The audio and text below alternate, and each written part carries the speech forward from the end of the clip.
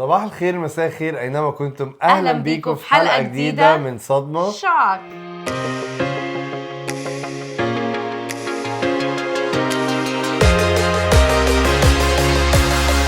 التوازن ما بين القمة والقاع. لأن ما بين القمة والقاع دايما بيكون في خط كده.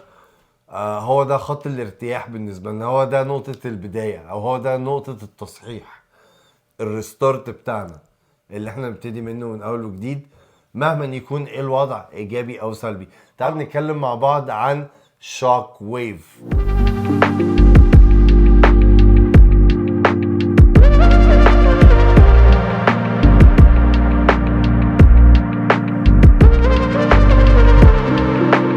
يعني ايه شوك ويف؟ يعني ايه موجة الصدمة؟ اللحظات اللي في حياتنا اللي بيحصل فيها مواقف او حاجات غير متوقعة، بتغير اتزان حياتنا، اذا كان بقى ايجابي او سلبي. هو ده معنى شوك ويف، هو ده معنى موجة الصدمة، وازاي احنا ممكن نتعامل معاها، بمعنى اكتر ازاي نركبها. تعالوا نتكلم مع بعض عن الاتزان، وازاي نلاقي الاتزان ده في القمة لما الشوك ويف او لما موجة الصدمة بتعلى بينا، وازاي برضو نلاقي الاتزان ده لما الموجة توطى بينا، وازاي نرجع تاني لنقطة الصفر او نقطة البداية او نقطة الارتياح اللي احنا عايزين نرجع لها او اللي احنا بنشتاق اليها، مطرح ما بنحس ان احنا ممكن عن خلالها نسترجع قوتنا تاني او نسترجع ايجابياتنا تاني وطاقتنا، ونبتدي تاني وندوس تاني وما نيأس. صفاء.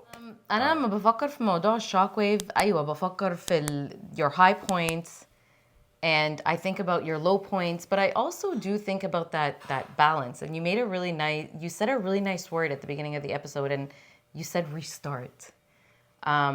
And so I feel like your high points are important and your low points are just as important.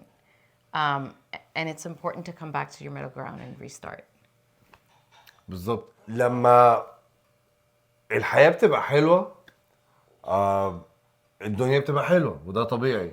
صح. بس مع الحلاوة دي بيبقى فيه تعب، بيبقى فيه اجتهاد، بيبقى فيه شغل، بيبقى فيه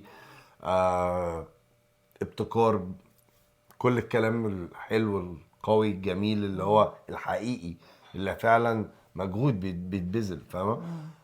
خوف ان ممكن في اي لحظة ده ما يكونش الواقع بتاعي يتاخد مني، وارجع تاني لنقطة البداية او لأوحش من ده، او يمكن اعلى من ده بشوية. ما حدش يعرف، ولكن بيبقى دايما في الخوف ده او الاحساس ده. بالتالي مجهودك، شغلك، تعبك لازم يكون بالدرجة اللي انت اشتغلت بيها عشان توصل بيها لده، وبالتالي اكتر كمان علشان تفضل محافظ على ده.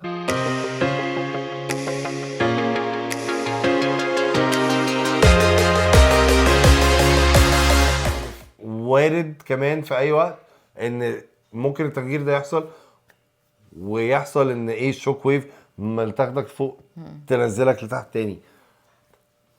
ليه الانسان دايما يا صفاء بيجري للحته اللي هو اللي مرتاح ليها، او للناس اللي هو مرتاح حواليهم على طول، اول لما الدنيا بتبقاش ماشيه تاني معاه زي ما كانت ماشيه؟ Comfort zone. It's your bases. It's what you got used to. It's your humbling process. It's your grounding process. And I feel like that ground zero, that middle ground, whether you're up on top or you're down at the bottom, somehow a shock wave always goes up and down, right? So I feel like regardless of whether you're up and you're on your way down, or you're down and on your way up, you always have to visit that middle ground, that ground zero.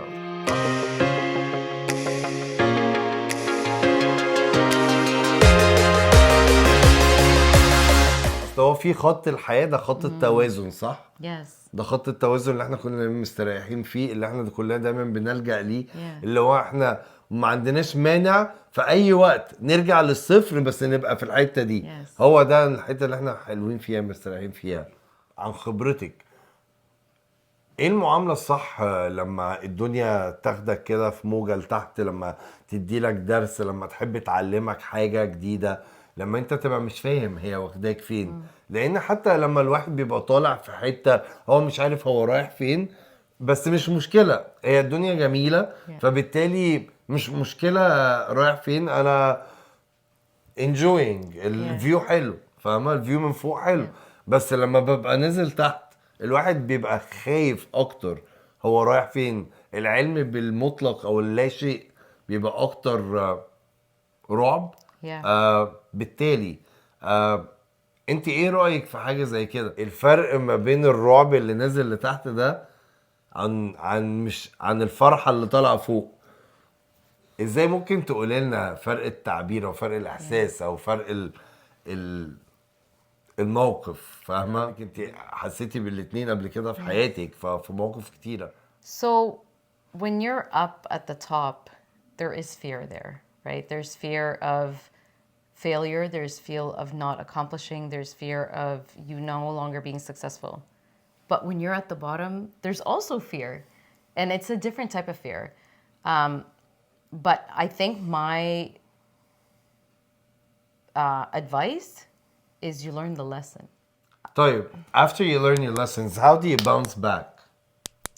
If you learn your lessons, you're going to bounce back. And I think Not it's necessarily. A lot of people learn their lessons, but they stick to their old habits, and that puts them that keeps them still Yes. at where they are. You're right. But how do you bounce back? it's a state of mind. It's a state of mind of being able to get up and say, I'm good for it. I can push through. This is not the end of me, and this doesn't define me. فهو يعني يعتبر حاجة ليها علاقة بالشخص. كل شخص يختلف عن التاني. I think so. في شخصيات أضعف عن التانية، في شخصيات أقوى من التانية. في شخص ممكن يقول مهما أنا حصل لي أنا هعرف أقوم واشتغل على نفسي وأحارب وأقوى وأقف على رجلي تاني. وفي أشخاص تانية بتضعف. Yeah. Yes and no, Yamina. And I'll tell you why I'm saying yes and no. Yes and no, because the more you fall, the more you build resilience. يعني إيه resilience? Resilience is having thick-skinned. يعني إيه thick-skinned؟ يعني أنا لما أقع أنا قادرة إن أنا أقوم بصعوبة أول مرة، بس أنا لو وقعت تاني هقدر أقوم بصعوبة بس مش زي المرة اللي فاتت. والموضوع ده بيكمل لحد لما أنت بتلاقي نفسك okay أنا I know what it's like to fall and I know what it's like to get up and I've mastered that resilience to be able to get up and keep going. So yes, what you're saying is kind of true where it's a personality thing, but I feel like the more we go through this stuff, the more it makes us stronger.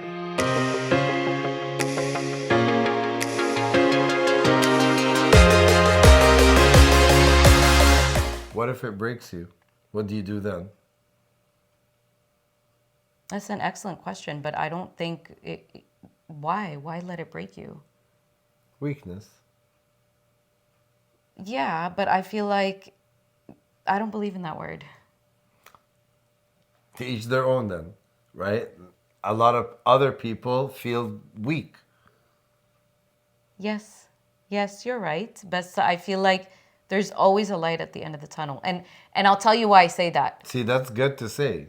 There is, I guess that's what being weak also is, right? اللي هو أحيانا الواحد في ضعفه بيبقى بيدور على المساعدة، بيدور على ايه الحد او الحاجة او الشيء او الموقف اللي هيقف في صفي، اللي هينصفني، اللي هيساعدني، اللي هيسندني، اللي انا مش لاقيه.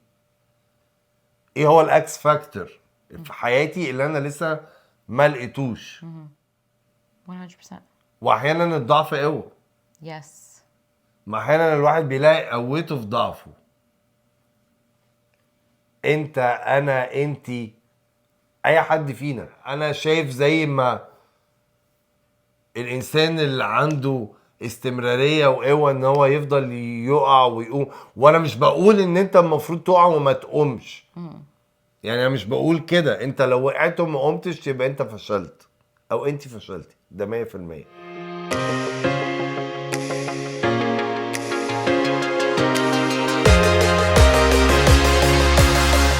الناس قدرات، فاهمة؟ في واحد مقدرته كده، في واحدة مقدرتها كده، في واحد مقدرته كده، وواحد مقدرتها كده. فبالتالي طول ما انت مؤمن في نفسك او في نفسك، بغض النظر عن ضعفك او عدم ثقتك بنفسك او بنفسك، ملهاش علاقة. يعني الثقة مهمة جدا، وان الواحد يبقى عارف تمامه مهم جدا، وان الواحد يبقى عارف هو قد ايه ومش قد ايه برضه مهم جدا. ولكن القوة دي حاجة بتاعت ربنا. ربنا مدي لكل واحد فينا احساس بالخوف، احساس بالقوة، وكل واحد فينا ليه قوة تحمل معينة للشيء ده. Yes. فبالتالي يمكن مننا يلاقوا الإجابة في قوتهم او في محاولاتهم ان هم يقوموا تاني على رجليهم، ويمكن في ناس تانية تلاقي قوتها في ضعفها وفي التجربة دي، وده هيقويهم. فبالتالي مفيش اجابة صح او غلط، ده صح وده برضو صح، بس هو ربنا مقدر كل واحد وعارف كل واحد ومقدرته، فمش هيديك اكتر من مقدرتك He او won't. مقدرتك، Yes. He will على never give you more than you can استوعابك او handle. استوعابك Yeah. او فهمك او فهمك، او انتوا تقدروا على ايه دلوقتي وما تقدروش على ايه دلوقتي. عادي، في ناس بتعرف تحل مسألة حساب في خطوة او خطوتين، وفي بيحلها في 4-5 خطوات. Yes. هي كده. انت صح. لا مش انا صح، هو صح، Yes. Yes. مش انا صح. Yeah. زي ما انت بس. قلت like the English expression God will never give you more than you can handle. بالظبط. يعني yeah.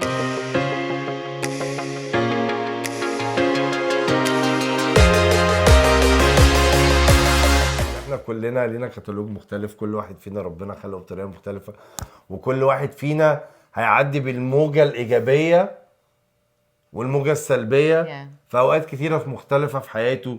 ويمكن تبقى قاعد هنا كتير، يمكن تبقى قاعد هنا كتير، يمكن تبقى هنا شويه هنا شويه، ولكن كل دي دروس، كل دي خبرات بنكتسبها، كل ده علام بنتعلمها، كل ده بيحسننا، كل ده بيقوينا. واللي انا عايز الخصه في الموضوع ده الرحله. Yes. الرحله يا جماعه، رحله العلام، رحله الفهم، رحله الضعف، رحله التقويه، رحله الفهم، رحله الايمان، رحله الاصحاب، رحله الاهل، رحله الاخوات، رحله المهنه والشغل والسوق. Yeah. كل دي رحلات احنا بنخوضها في حياتنا Yes. وبنتحرك فيها، وكلها خبرات. Yes. كلها خبرات وكلها جزء من جمال الحياة. الحلو اللي فيها واللي وحش اللي فيها كله من جمال الحياة وهبة ربنا لينا، وان هو يحطنا في الحتة دي في حياتنا وفي المكان ده على الارض، Yeah. ويحوطنا بالناس دي في حياتنا Yes. في الحلو والوحش. Yes.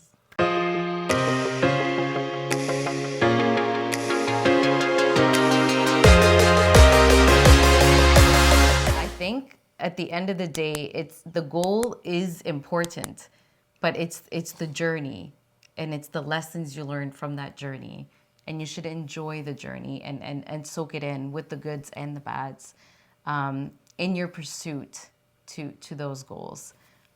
That's important. But I mean, Mina said it. He hit the nail on the head. It's important to not fail because, you know, once you fall and you don't get up, that's when you fail. As long as you continue to get up, then you haven't failed. So keep going, keep pushing, and, you know, what goes down must come up. So keep pursuing. Thank you for your support every single time we release an episode and watching us and following us. If you haven't already, don't forget to like, share, subscribe. We're also on social media. We're on Instagram, TikTok, Facebook. We're also releasing on Spotify. If you don't have time to sit and watch, you can always listen on the go. And once again, thank you for your support. We couldn't have done it without you. شكرا يا جماعة لدعمكم ومشاهدتكم، ونشوفكم في حلقة جديدة مع صدمة Shock. في أسبوع جديد. سلام. Salam.